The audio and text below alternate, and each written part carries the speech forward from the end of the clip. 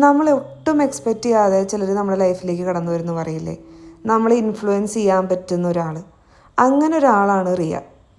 ഞാനും റിയയും തമ്മിൽ ഒരുപാട് അഭിപ്രായ വ്യത്യാസങ്ങളിൽ നിന്നാണ് ഈ ഫ്രണ്ട്ഷിപ്പ് സ്റ്റാർട്ട് ചെയ്തത്.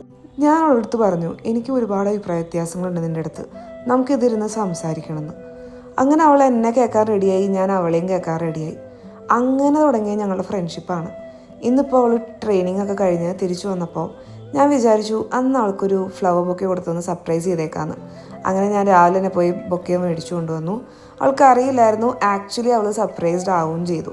എല്ലാം ഷൂട്ട് ചെയ്തു, മെയിൻ ഭാഗം ഷൂട്ട് ചെയ്യാൻ മറന്നു എന്ന് പറയില്ലേ, അതായിരുന്നു അവസ്ഥ.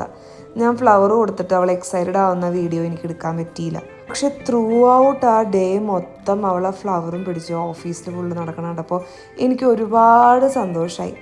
ആക്ച്വലി ഇങ്ങനെയുള്ള ആൾക്കാർ നമ്മുടെ ലൈഫിൽ വേണം, നമ്മളെ ചെറിഷ് ചെയ്യുന്ന, നമുക്ക് ചെറിഷ് ചെയ്യാൻ പറ്റുന്ന കുറച്ച് ആൾക്കാർ.